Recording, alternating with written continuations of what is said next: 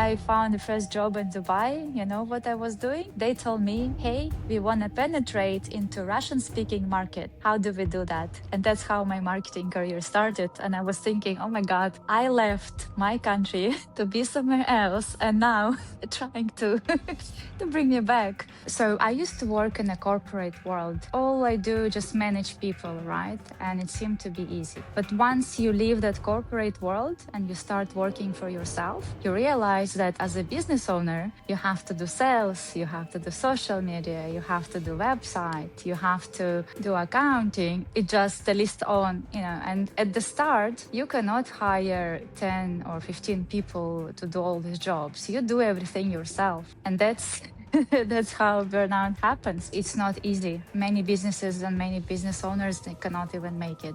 I was studying project management at that time, and I was thinking, why do I even do that? I am not going to be an engineer or anything. And right now, I understand why I needed that skill, because project management now helps me to organize tasks, to manage people. And I really believe everything happens for a reason.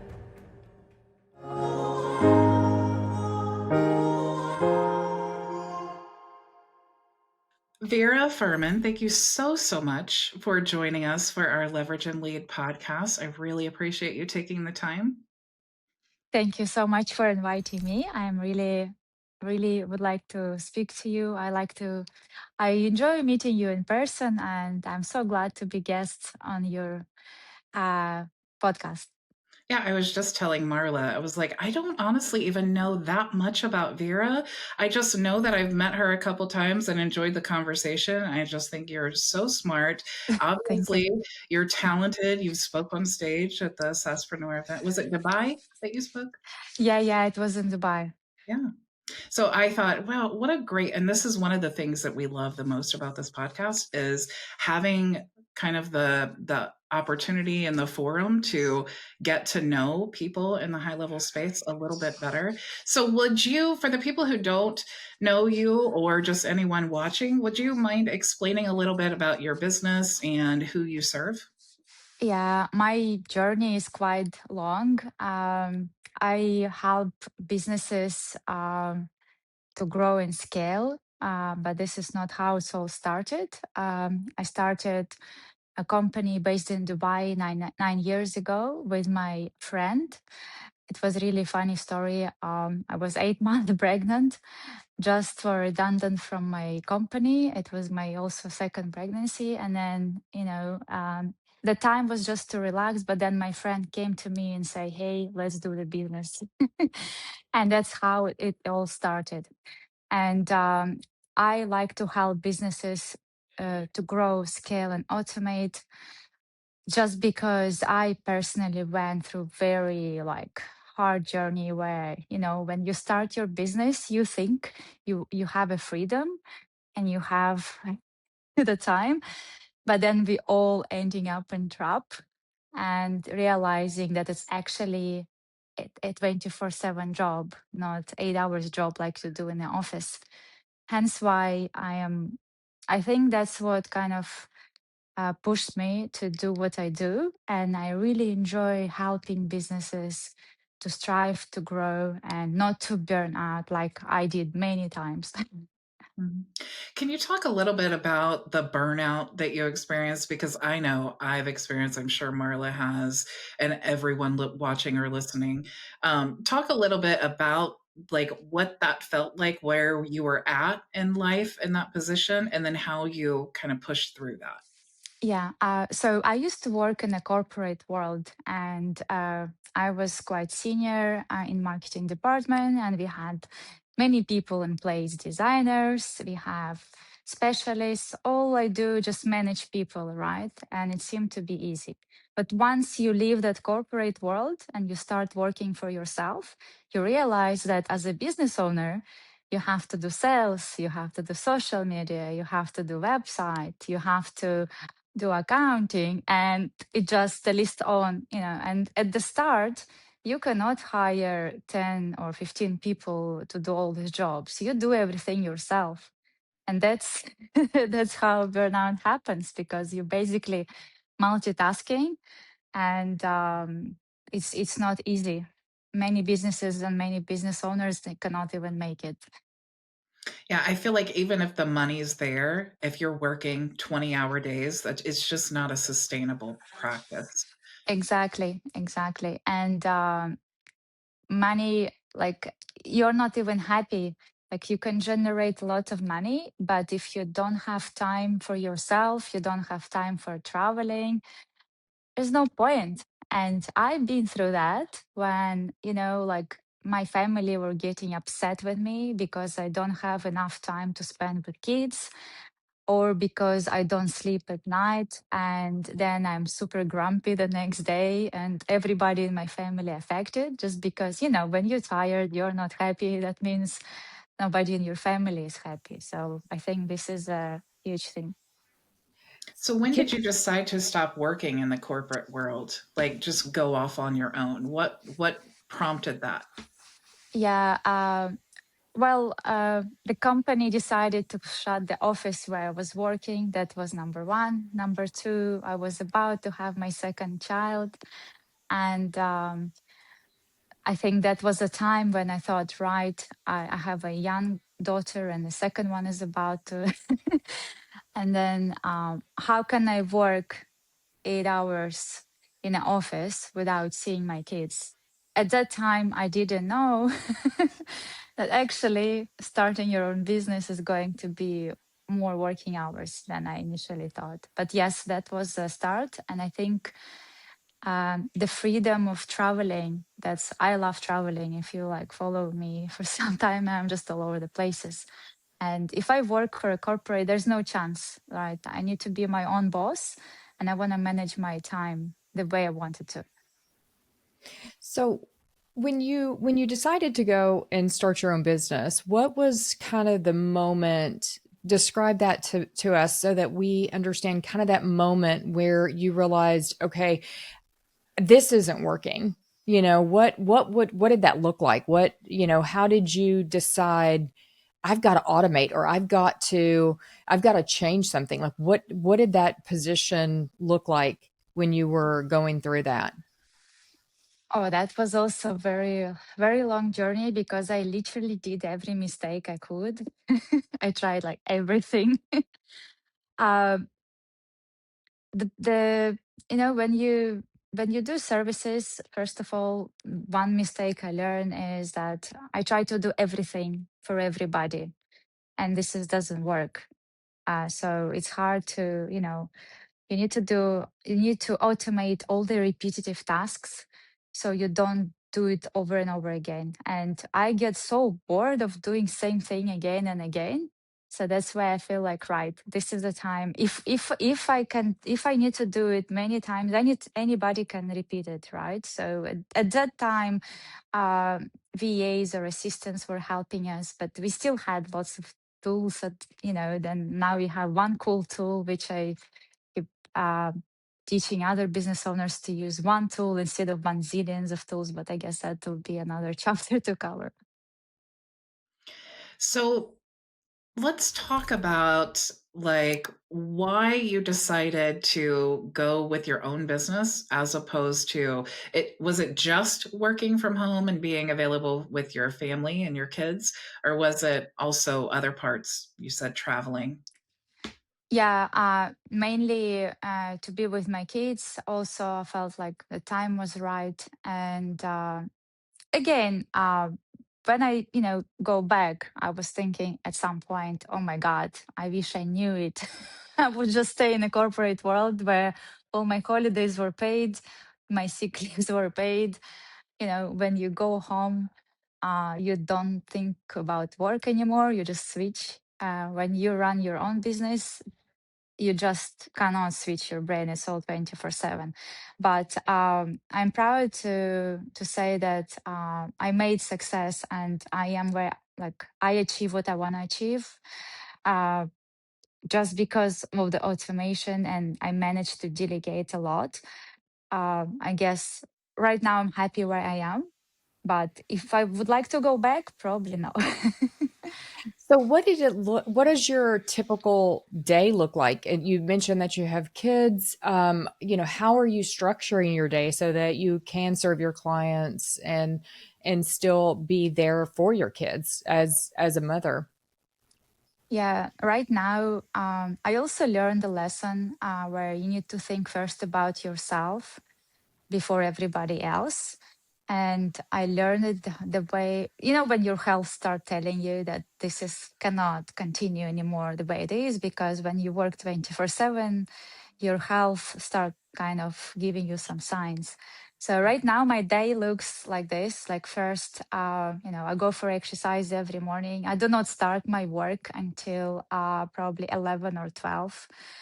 I work 4 hours a day, and then I have like school pickup, driving kids to tennis, to their activities. There is days when I have to do more work, but I try to be very. I never work on weekends, like Saturday, Sunday, no more. But in the past it was not like that. Right now I'm very good at planning my day. So I work 5 days a week, 4 hours a day, but weekends I do not. And I do travel a lot as well. So that's how it is right now. I absolutely love the 4-hour workday. That's what I talk about all the time. Some people think it's impossible, but I do know that you have a brand on Instagram, and I think you have over 10,000 followers on Instagram. And then what's another? I think you have a lot on Facebook. Is it I Facebook? think Instagram it dropped a little bit because I'm not so consistent. Do you think that but that helps you a lot, like bring in new customers? Because I'm a firm believer that we all need to build a brand because it's like sales that just continue to flow because your content is on the internet Yeah, everywhere. yeah. I am a bit late on that. I've been in marketing for 15 years, and I just started working on my personal brand very recently, just because I feel like I didn't have enough confidence. I didn't have enough confidence of speaking. I didn't have enough confidence of, posting. I was always the person who go behind, like in the back end, helping to clients, but never go in the front end and speak. It took me some times to do that. And yes, definitely it's helping, because I also learned I cannot do any more one-on-one. I need to go and do one-to-many. That's why now there is more videos. I'm planning to do more, and yeah, definitely it's helping. And I always say to every business owner, if you're not online, if you don't have online presence today, you may be at risk of losing your business tomorrow. So I love that you shared that about in the beginning it was maybe a little bit of a challenge to, break through those barriers of posting online. Can you speak a little bit more about that? What you felt like, and then also, how did you overcome that initial reluctance? Yeah, to be honest, I spent lots of money. I worked with psychologists. I worked like on all my childhood, like where I was growing up, and I think the English is not my first language, as you can see. So I think that was like my biggest fear. Like I wasn't confident enough of doing that. So it took me a lot of time working with specialists and working on myself. I even had some courses how to speak on a TV. And what really, really helped me actually to break this all, once I start traveling to high level event, I think there was one guy, he did it as a joke. He said, "Oh, Vera, she is a very popular blogger." And I'm like, no, no, no. He did it as a joke, which was really funny. And I feel like speaking to all these people, seeing all these people, I feel like I gained my confidence. So it really helped. The community helped, I think, as well. What do you think? Because usually if we're not confident, there's like fear behind that. Yes. What is the fear, you think? Um, I think we always think something like what people would think about me, what relatives or people who know me would think about me. I think that's it. But also, I always follow this rule. If I fear of something, it means I have to do it, because otherwise growth is not happening. So there was so many obstacles and so many things I was scared. But I do it. I just do it anyways, just because I feel like that's the way. That's the only way to success. If you fear something, you just need to do it. You know, when Matt Decino told me I needed to create a podcast, I immediately said no. Immediately said no. And then I thought, okay, that means I have to do it now. Yeah, that's right. And I also created my first YouTube channel just a year ago, right after high level event. I don't have many followers. I don't have that many viewers, likes, whatever, but I keep still doing it. So yeah, I feel like, yeah, it's really, if you want to do it, just do it. Do it anyway. I always advise to anybody, just do it anyway. That's That's great exactly right. advice. Are you a coach or consultant trying to build your business with high level, but feeling overwhelmed and overworked? Are you putting in long hours, but still struggling to land your first client? You're not alone. Many entrepreneurs believe they just need to work harder. But what if your problem isn't your work ethic, but your lack of a system? I've spent the last 6 years perfecting a system called the Vision Blueprint. It's a structured method to build a successful business with high level without the burnout. Stop the insanity of endless trial and error. Join my free community today and get access to all my tutorials plus live coaching with me 4 days a week. Let me personally guide you as you implement this system and build the life that you want, not just the business. Now, back to the conversation. So, let's go back if you don't mind. Tell us a Sure. little bit about you, Vera. Like, you are not from the United States. Talk about your journey as a child and how that, being from your country, what did that look like in terms of framing an entrepreneurial journey? Yeah, actually, earlier this year, I was a co-author of the book where I was writing all my life stories since childhood. So basically, I am originally Russian and I grew up in Ukraine. Now it's like complicated situation over there. And my family, I don't have anyone in my family in business. I have simple parents. I don't have rich parents or rich husband. And I always had the dream. First of all, I dreamed to live somewhere abroad because it was kind of hard to travel from, where I used to live. And my dream was, I was actually having these skills when I was little, when I was like, selling my smaller clothes to other people or selling books. And my first business I started, I think I was 24, and I decided to open shop for my mother because there was no jobs. So I opened like a small shop in a mall. And then a few years later, I realized, oh, the rent is too expensive to pay. Let's move online.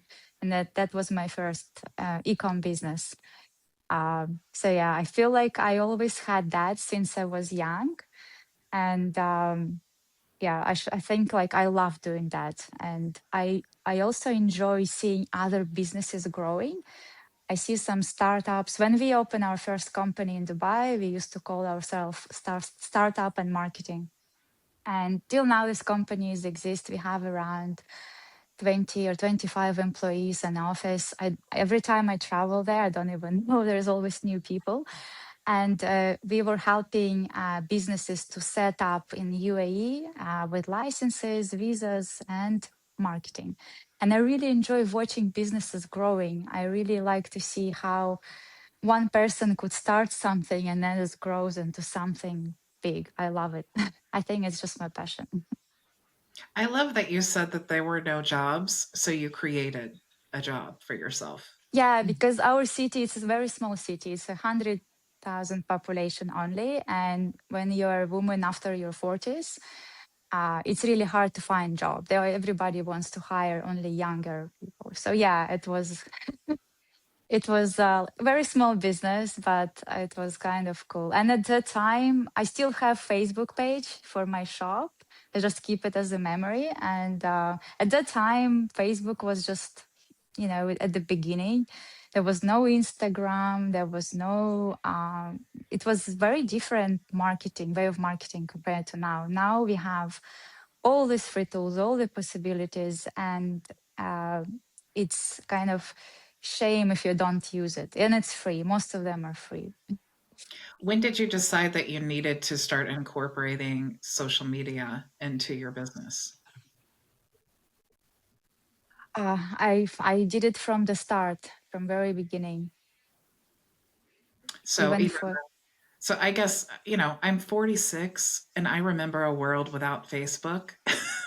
me too. So that's what I thought you were referring to, is like, you just didn't do it for a while. And so I'm just curious, like, what prompted, when did you Yes, decide, like, okay, this is something that I have to do, that I have to go all in on?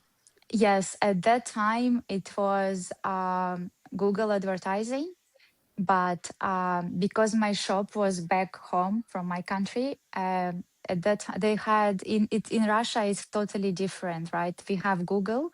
In Russia, it's called Yandex. We have Facebook. In Russia, it's another social media.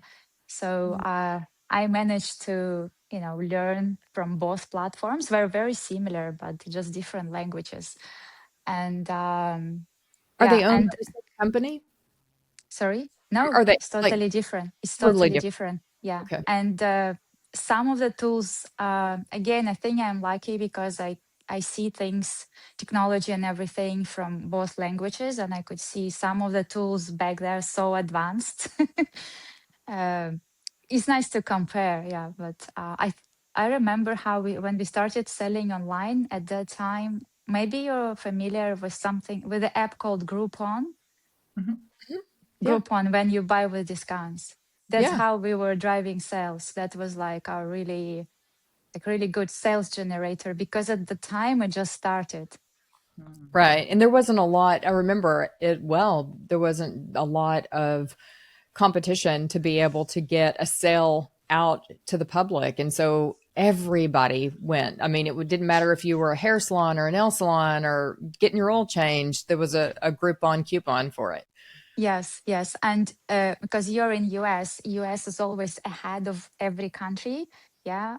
Over there, it was a little bit behind. So Mm. e-commerce back then, it was when 2009, it was just like a beginning. And at the time, I remember I used to buy goods from China, never saw it. And at that time, to register in a Chinese platform, you need to know, like, you need to have a local phone number. You need to understand a bit of Chinese. But I used to work in the office. We had Chinese people in there, so they were helping me to like register on the platform. And oh my God, it was a nightmare to communicate with Chinese people because their English is not good. So yeah, now it's all very easy. You just go to any platform. There's AI, Google Translations. It's easy. But at that time, it was like, wow, People lots of don't things realize to learn. how hard things were before AI. Oh yeah, I don't know how we actually lived without ChatGPT. Now I don't know. I know. It's like it goes down for a day and we're all like, what do we do now? Mm. Exactly. It saves lots of time, to be honest. Like that's the main thing for me, saving lots of time with AI. Oh, go ahead. Did you have a question, Marla? No, I was just going to say, or ask, is there, so do you find yourself gravitating toward like businesses, stay-at-home moms, maybe people in other countries that are looking to do something similar to what you're doing? Like, tell us who, kind of who you're serving right now. We are serving any business owners, and I'm not niching down or anything. I tried in the past, but because when I start working on automations, I already have existing clients, and they're all from different spaces. So I know it's one of the hardest thing to do when you're not niching down because it's so many different. But at the end, they have same problems, and yeah, so we're not niching down. And I really love to help women, and I am even thinking with my lifestyle, I like to promote that it's possible to be anywhere in the world. It's possible to travel and still, generate money. There's nothing really impossible, and I've proven it. I've been traveling, I've been living in different countries, and all I did is working online. So I really like to help women. I like to help women in business and women who has kids. And I think that will be my next maybe chapter. I will even think to create community for women just to help them how to start generating some money, even though you're with child at home. That would be my probably next one. But so far, we've been working with businesses, and it's all different industries. We have businesses with 100 employees, we have businesses with 30 employees, and we have businesses who's been operating for 30 to 35 years and never used any automation, any CRM, any of these tools. And we're helping them to actually integrate it and build it so they can, operate smarter. So Vera, I just we have to go back. Okay. Sure. Because I'm dying to know, because I have lived in the United States. I live in this like country town in Indiana. I've only been out of the country one time. So it was a mission trip to El Salvador in 2016, just in case anybody's wondering. That's the only time that I left the country. So take me back to Russia when you decided, okay, I need to, because where do you live now? I live now in Portugal. Okay. So tell me about like what prompted this change, because to me that seems like insane, like moving to a whole other country. I know you love to travel, but like what prompted the move? When was it like, okay, I'm out of here?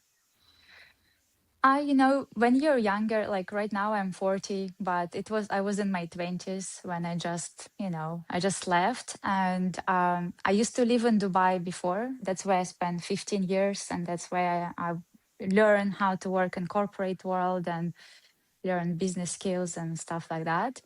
Um, I am one of those who just do it. If I want something, I just do it. And you saying that you live in America and you never left America. And for me, before I had American dream, I always wanted to visit America because for me, we only seen like in movies, TVs, but it was, my dream to actually visit this country. So, and I just do it. And I highly recommend you to travel, and I highly recommend you to go visit Portugal. It's become very popular among Americans. I have lots of Americans neighbors now, just because people exploring the area is nice to visit, nice to live. So just do it. Okay. I have, sorry. Okay, all right. Let me follow up, because Go. I have to know, like, the day that you decided to buy the ticket. Like, take me back to that day when you're like, was it an opportunity that led you? Was it a person? Was it like, what was the day when you bought your ticket and you're like, okay, I'm out of here. We're going to do something different. When I was traveling, I had no clue even what I am doing, where I'm going, to be honest. But I am the person who never feel enough. Like I used to live in a small city, then I moved to a bigger city for university, and then I felt like, oh no, I want more. Then I moved to a bigger city, and then at some point I feel like, no, I want more. So I still remember how my English was really bad. And I was like sitting in the kitchen every day learning English. I had those, CD players, just because I knew when I travel, I need to learn English. So yeah, just I think there was an opportunity. Again, I was working for a company, and it was about to shut. And I felt like, right, I need to do something. And I had that opportunity, and I left. I was also studying in Dubai, and very interesting. I was studying project management at that time, and I was thinking, why do I even do that? I am not going to be an engineer or anything. And right now, I understand why I needed that skill, because project management now helps me to organize tasks, to manage people, and I really believe everything happens for a reason. So you were in Russia. You were in your 20s, is that right? In Yeah, Russia? yeah, Yeah. yeah. So what was it like being I'm fascinated with other countries, and I haven't really come into I think the career that I have, having so much contact with international people now, it's really opened my eyes to really, how for so long in the United States we didn't really know a lot, or at least I didn't, because I wasn't traveling. Didn't know a lot about other countries and the people in them and the life experiences that they had. So I mean, can you talk about what it was like, maybe the differences of what your life was like in Russia, and then suddenly you're in Dubai, a completely different culture, and maybe kind of what did the adjustment period look like? So what was it like in Russia for you? And then what was it like when you went to Dubai? Yeah, obviously, I was still a student, when I was too young student. Also, I think didn't think much like now, like overthinking. We just didn't think at all about what's gonna happen next. We were thinking more about presence. And what's really funny, when I was working, I found the first job in Dubai. You know what I was doing? Does it feel like snapshots are either too basic to help or too complex to fit your business? Trying to untangle someone else's workflows can feel overwhelming, but it doesn't have to be that way. I'm Marla, and I work with agencies and business owners to design and build custom CRM and AI systems that actually align with how you operate your business. If you're tired of trying to do it all yourself, let's connect. Reach out at marlaharmon.com. They told me, hey, we want to penetrate into Russian speaking market. How do we do that? And that's how my marketing career started. And I was thinking, oh my God, I left my country to be somewhere else, and now trying to to bring me back. And it's really interesting because again, when I started learning language and English, I learned business in English, and then it was so hard for me to go speak in Russian and business language because it's really hard. The language barrier is hard, but everything is manageable. You just need to really, if you want something, you just do it. So can you talk a little bit about like the places that you've been able to travel? You said that you have this freedom so that you can travel. What are some of the coolest places that you've been? Um, One of the coolest places I've been is, of course, US. I love New York, although I heard so many negative things about New York, but I haven't seen anything negative. I like South Africa. I've been like on the top of the Table Mountain, um, where I've been. Thailand. I've been there like for a month. I've been in the Middle East quite a lot, which is a very different world. It's like Saudi Arabia, Qatar, Syria, Egypt, all those places. I've been there before mass. Right now it's a bit messy, there's wars, but at the time when I've been, it was really good. um, that allowed me to learn a lot about different religions. I never knew anything about Muslim people, what they do. It was all totally different to me. um, yeah, and what else? Oh, Italy. My favorite is Italy. Like I love Italy so much. This year I've been there twice, and I think I'm gonna be there again soon. So yeah, Italy is like the biggest fun. And US again. I would like to explore more in US. I so far only been in New York and Dallas. That's my trip every year. But next year I actually wanna come with kids, and I Well, want to bring my. you could come to Yes. Indiana. I mean, we have lots of corn and I never heard more anything corn. about Indiana actually, so I would like to know more. There's a reason for that. We just Yeah. have corn. That's it. Did We're yeah. actually just famous. You won't be able to swing by Disney World. I It's still like haven't been in Disney actually, so that's on my to-do list. Yeah, the kids would love that. So Vera, Yeah, tell me about like some advice that you would give to your past self, whether it's business or personal. advice for me really is not spreading around. I am like all over the place. I like so many things at the same time. I am getting excited and I am jumping, like multitasking is my problem.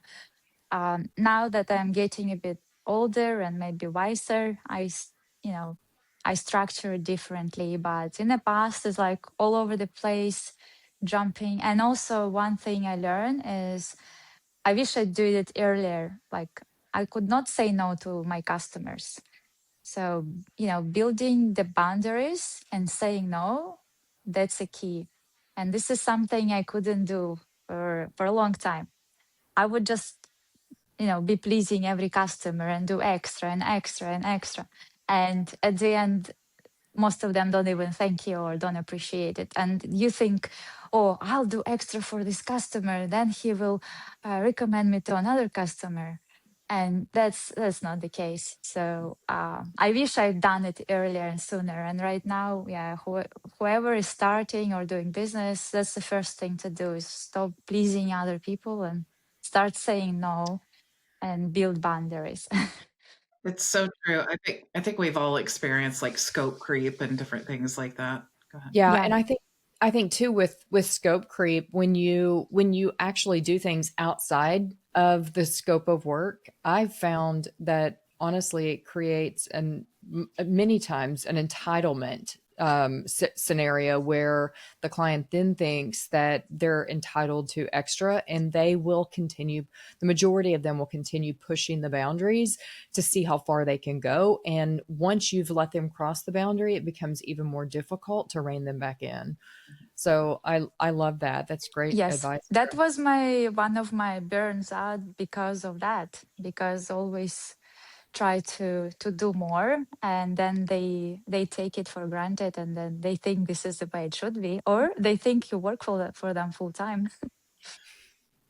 My husband and I had a lawn care business, and in the springtime, he loved to get that edger out and just make all the lines so beautiful.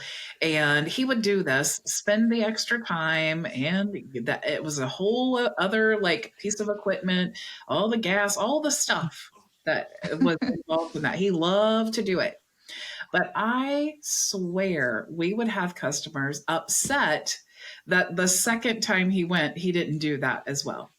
And it's like, we just gave you this. So he had to literally, true story, had to stop doing that every spring because people would then expect that every single time. It just was like the worst thing he could have done, thinking that he was actually doing something really well. And I honestly, I would love for you to share like a specific story about an experience that you had with scope creep, because I think it's probably one of the things that are so like not talked about enough, but experienced by everyone. And it definitely causes burnout, like you said.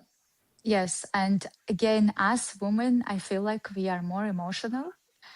And like I learn a lot from my husband as well. He's also a business owner, but he's obviously man thinking is different, more structured, no, no funnying around as I call it, and very bold. Yeah. And I remember some point, one of my clients, she called me like very late at night and she was complaining. It was one of our first customers. And of course, you try to please your first customer. And she was so upset about one of my guys who were doing the job. And she wasn't happy and complaining and complaining. And I felt so upset. I couldn't sleep the whole night, I was thinking about it. And then I just messaged her, if you're not happy, just okay, you can leave. You don't have to stay with us. And then the next morning, she actually called me and apologized and said she wasn't professional of doing that. But it cost me all night. Like I wasn't sleeping the whole night just because I was too emotional. Now I am already grown up and I'm not so emotional anymore. I don't take it so close to my heart. Sometimes I still do, but yeah, we need to be a bit more bold and don't afraid, of course, or to lose our customers as well. If you're not happy with them, just let them go. That's so true. I've had to let clients go before, and it's especially the first few, it can be a difficult scenario. Like you know, exercising a muscle that you don't want to exercise. Like you think, gosh, I hate the thought of getting rid of a client, but if they are overstepping bounds, it's important to know that you have to do that. And after you've been in the business for a large number of years, you inevitably are going to have that. So I'm really glad this conversation came up. Excuse me, some people walking in the background just because I'm at the hotel right now in the lobby. So Where are you now? I'm in Portugal, but I like to come here to this beautiful hotel because it's nice setup, and that's where I do podcasts. Wow, cool. I saw that Yeah. you were like in a studio creating content. Yeah, I do that. Usually I do it in Dubai. Like every time I travel to Dubai, I either invite some of my customers for a podcast or I just record by myself. I'm just started, so I started last year, and yeah, I just rent a studio and do it in the studio. But need to organize something from home. Just need to be more professional in that and buy a proper camera. All my videos done on phone. All my like from apart from the studio, everything I do on my phone. I decided not to overthink and just start. I think that's the mistake that a lot of people make when they first start creating content is they feel like everything needs to be perfect. You need to have the perfect camera, the perfect microphone, the perfect script. You need to have the perfect location. You need to have everything has to be perfect. And the most hilarious thing is people actually really love the imperfections. They Yes, that's really right. love it. Like I went live for 5 years on YouTube. 5 days a week for 5 years. I was literally live. So I made lots of mistakes. I would have days when like screens aren't loading, or I remember I did a video one time with High Level. They came out with that little like button in the form where you can click to verify the email address. Yeah. So you have to enter the email address before that button shows up. Now, I tested this many times before I actually went live with the training, but here I press go live and I'm doing the training and the button's not there. I totally forgot you have to put the email in first. So I'm totally live in front of like 22,000 people. I wish I could say this was years ago, but it wasn't. Um, all these people. And I'm like, I literally have no idea what I'm doing wrong. I have no idea. It was a brand new feature, so nobody in the community could even answer the question. Then the funny thing is, I was so tempted to delete it. But then I got a comment from someone who was like, oh, you just have to enter the email first. But I love that you were just so honest and transparent about all of this. I absolutely love it and subscribed. And I thought, that's exactly how this works. I could create a perfect video. I could give you the secret sauce for an hour straight, completely perfect. But that 5-minute video that I screwed it all up, somebody commented and said, I love your I honesty. love what you do. I like how you do videos every day you go live. I don't know how you find power to do that every day. It's still like, I want to do it at some point, but I feel like I still, we all learn a lot from you, and I am fascinated how you do those videos every day. I feel like I don't think I could. Well, thank you, but you could. And you know what? All the reasons that you said that you struggle to create content, it's the same reasons that I had why I went live. Because quick story about the first time I decided to go live. I was promoting a product, and I before I did any of this, I was still just an employee. I hadn't even thought about a business or whatever. But I was promoting. It was network marketing. I was promoting a product. I shot the first video in my car, and I was just telling people, "Oh, this is why it's so great." And then I watched it, and I picked myself apart. I like if I had a friend like me in that day, in that moment, we would not be friends anymore because I was the meanest person to myself. So I deleted it. The next day, I did the same thing. I watched it. It was horrible. I counted all of my ums and okays and I deleted it. The next day, though, I decided I'm just going to record the video as if I'm live. Okay. So I just record the video and then I just posted it. I didn't even watch it. And I thought, oh my gosh, I'm going to walk into work and they're going to think I'm a total idiot. Like, I'm going to walk into work and I imagine those like movies where someone walks into like a school cafeteria and everybody turns around and points and laughs hysterically. I thought that was going to happen to me. So I go into work and no one said anything. It was like crickets. And I was like, I got away with it, you know? And then about an hour into my shift, someone says, oh, Bridget, I just saw that video that you put on Facebook. And I was like, oh my gosh, here it is. Here's the moment. Here is the moment I'm going to like die internally.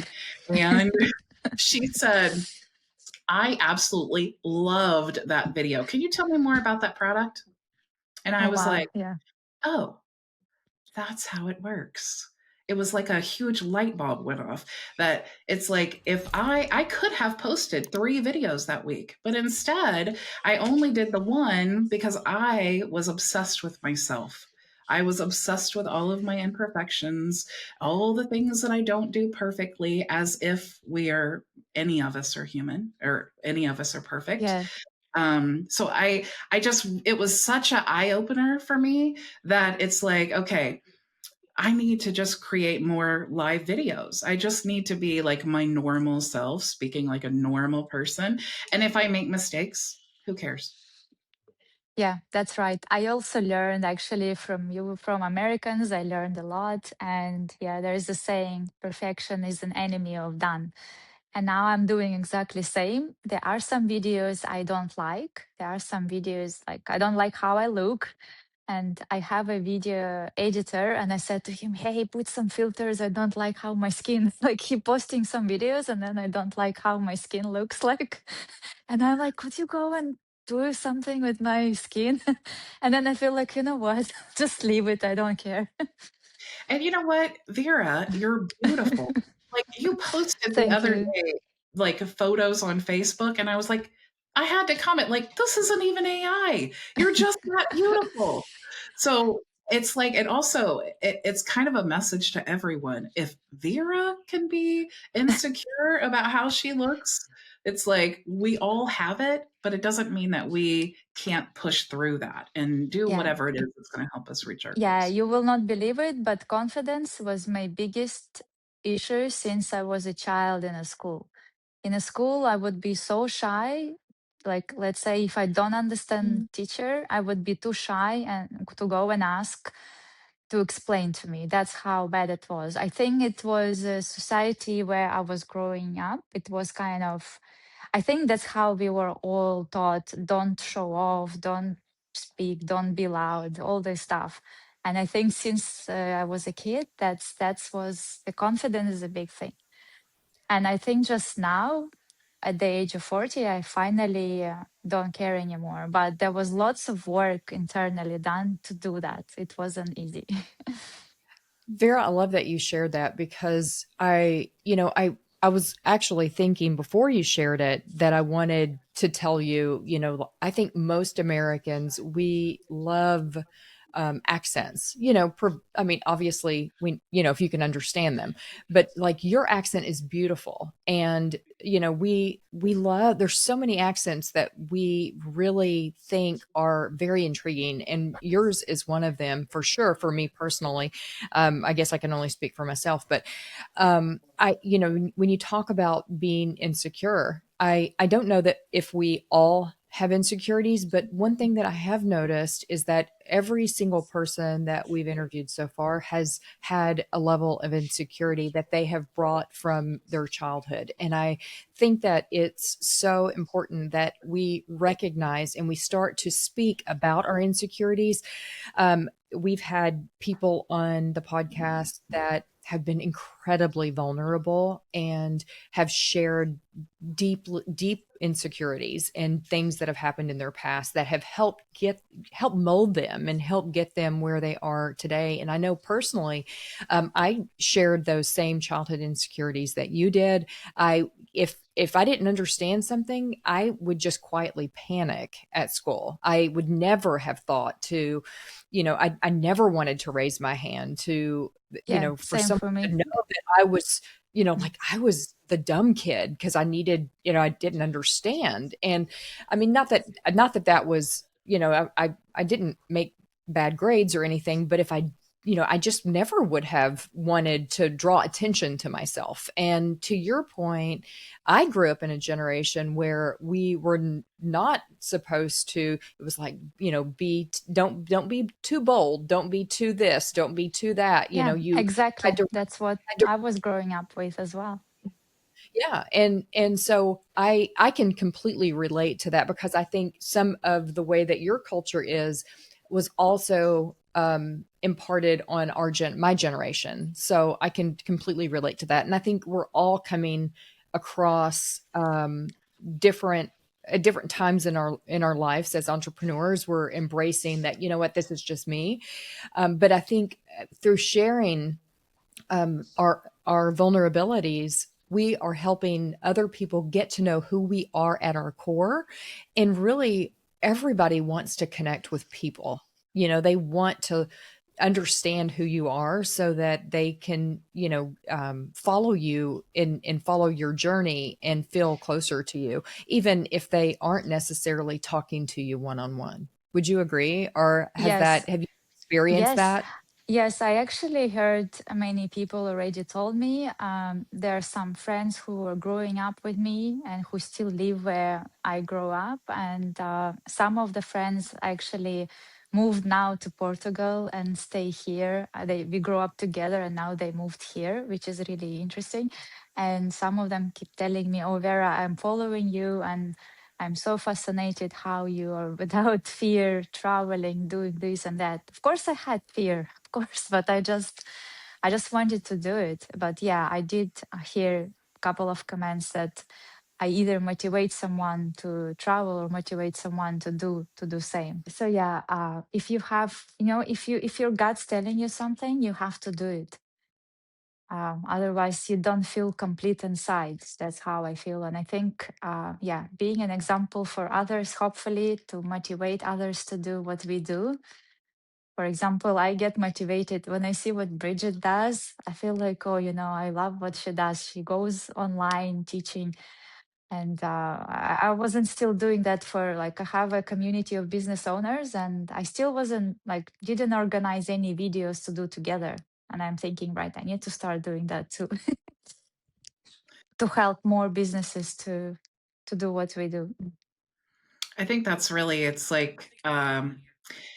almost like you're compelled once you figure out like how you do it, how you actually build the life that you are envisioning for yourself. Once you figure out like the recipe to that, it's like you almost feel compelled to share it with other people. And that's definitely how I was with my local business. I was like, oh, I figured out how to create a form. I figured out how to create a website. It's like all of these things I just had to share with people because I thought there has to be people like me who are just trying to run their business. But it was like I was working full time, trying to run this business on the side. And I think there's so many of us in that situation. That was really what compelled me to start creating the videos. So I think it's like you, Vera, you have so much knowledge and everything to share. It's like wouldn't it be just unfortunate to not share that with other Yeah, people? yeah, I still not where I want to be. I'll be honest with you. Yeah, it looks very successful from outside, but I still not where I want to be. And I also know, yes, I have all this knowledge, but I'm still figuring out how do I bring it out. I am still not there. I'm still figuring out how do I help more. How do I bring it all out? And sometimes I feel like my knowledge is bothering me. When it's stuck inside, you feel like right? How do you get it off you? How do you get it off your chest? So have you given any consideration to, and maybe you do this, but and I just don't know, but I can see where niching in helping other women, especially in other countries who are potentially looking to, whether it's moms or people that are looking to travel, like digital nomads, I can really see where people would love to understand what you do and how they could do it too. Yeah, that's also something I'm thinking about. And yeah, I'm still pretty busy with existing stuff, but yeah, definitely this is in my head and maybe in my to-do list. I already work with some women, not from different countries, but I am a part of Leadership Global Community, and lots of them already using high level, but they have no clue, like they really need help.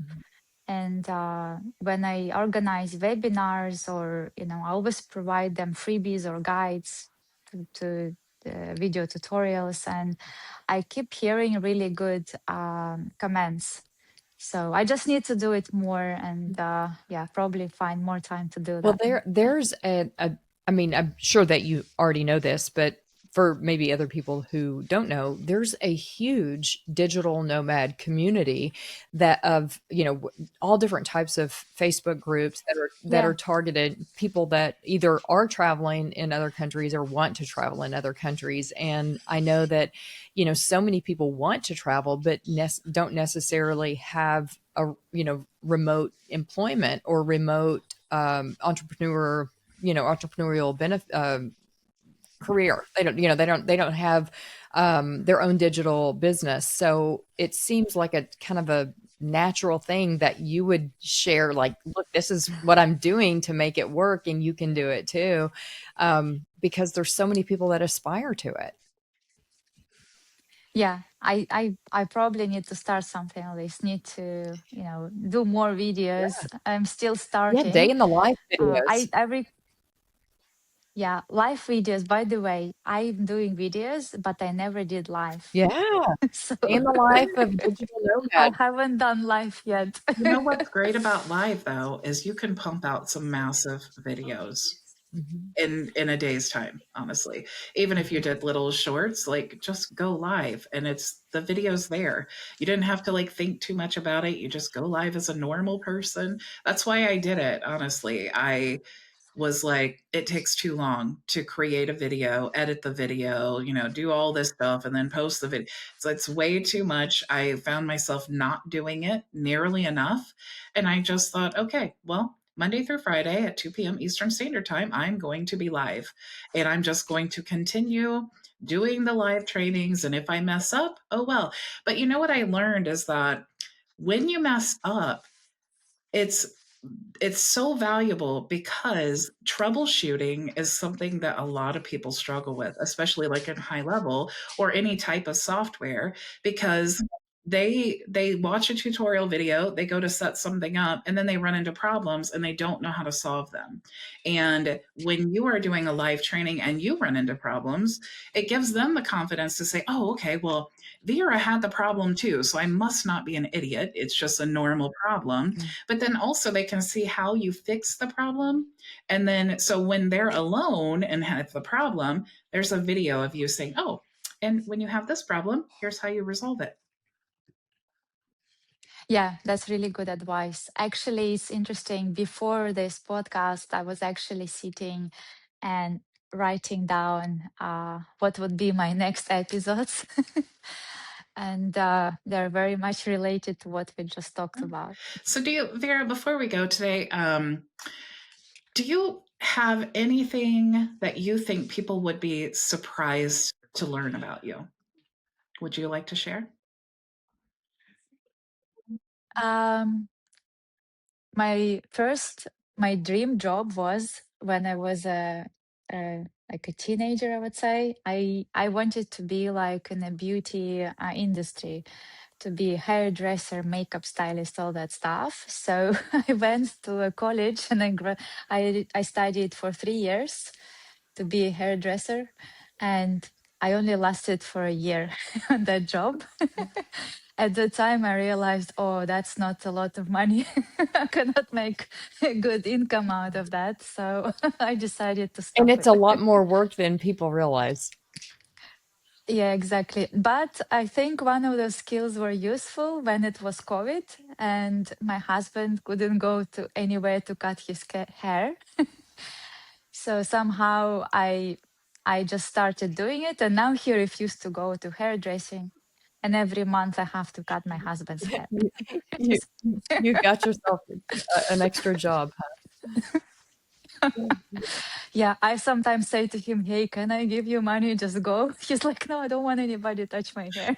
I've cut my husband's hair before too, but it's the same haircut every single time. It's like I put the clippers on one or two or whatever, and then it's all the same. So you just did such a great job. That's why now he's coming back to you for life for haircuts. Vera, thank you so Yeah. much for joining us today. I really appreciate you taking the time, and I hope that people get to learn more about you in a whole new light. And I hope that they follow you on Instagram and your new YouTube channel. Would you like to shout out your Instagram and YouTube? Yeah, sure, sure. Also, I would like to share with you the link. I was invited to be a co-author of the book, which called Leadership Unveiled. It's designed for women. I only wrote one chapter about my journey, but the book was sold on Amazon and we became a bestseller internationally, just because there were so many international writers. And right now, I have the opportunity to offer this book for free. So I can just provide the link, and anybody can just download it and read our entrepreneur's journey. There's my chapter and chapter of other women who's been through some struggles and become successful in their businesses. And I think there could be valuable lessons from that Cool. Yeah. book. Awesome. Let's put that Yeah. we'll put that in the show notes for Yeah. sure. Yeah, for sure. Well, thank you so much, Vera. I really appreciate your time. Thank you for invite. I'm looking forward to see you again next year at the Yes, for summit. sure. Yeah. See you there, Vera. Bye. Thanks for being here. Okay, see you. Bye. Bye. Bye. Wow, Vera was great. One thing that really struck me about the conversation with her was the fact that she is from another country, and that one of the things that holds her back, as well as so many people, is our own insecurities. Our, even from a young child, she had those, and I think that really resonates with people, to understand that we all have insecurities, we all have fears, and it at the end of the day, it's about pushing past those fears. And I would love to see her mentor people that are from other countries and looking to have that same success level of success that she's experiencing. I just feel like she could be such an incredible mentor. And it's also kind of shocking to hear that someone so beautiful has Mhm. insecurities and fears about not being perfect. And it's like, it just confirms and like just instills the whole idea that like we're never going to be perfect. It doesn't matter how beautiful or smart you are. It's like even the smartest, most beautiful person can have those insecurities. And I just think if Vera can have them, I think everybody can have them, and find within themselves the ability to push through that. Because also think about what it takes for someone who's insecure to leave their country and just start over, and not just one country but multiple countries. Like think about, like, to be, are you really insecure if you are so confident in yourself to take on these big risks and obviously do them well? Mhm. So is that real insecurity? Yeah.